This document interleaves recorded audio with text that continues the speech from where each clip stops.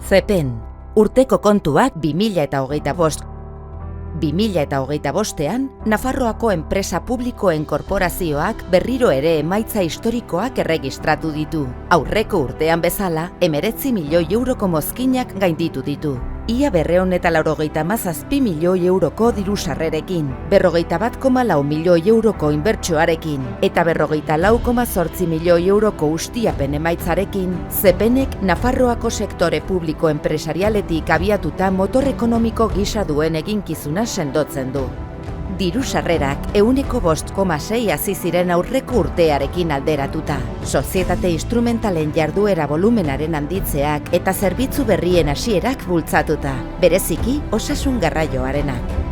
Inbertsioa lurraldearen garapenera eta enpresa sarearen sustapenera bideratu zen, bereziki sozietate partaidetuetan eta alokairu sozialerako etxebizitza proiektuetan arreta jarriz.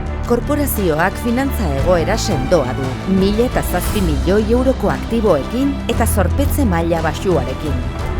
2025ean, Zepenek 2.138 profesional izan zituen, kualifikazio handiko lantaldea, parekotasunetik gertu dagoen plantilla batekin.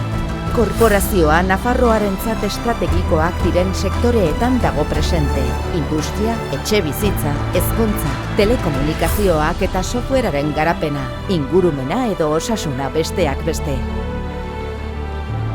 Zepenek foru komunitatearen gizarte, ekonomia eta lurralde garapenerako funtsezko giltzarri izaten jarraitzen du.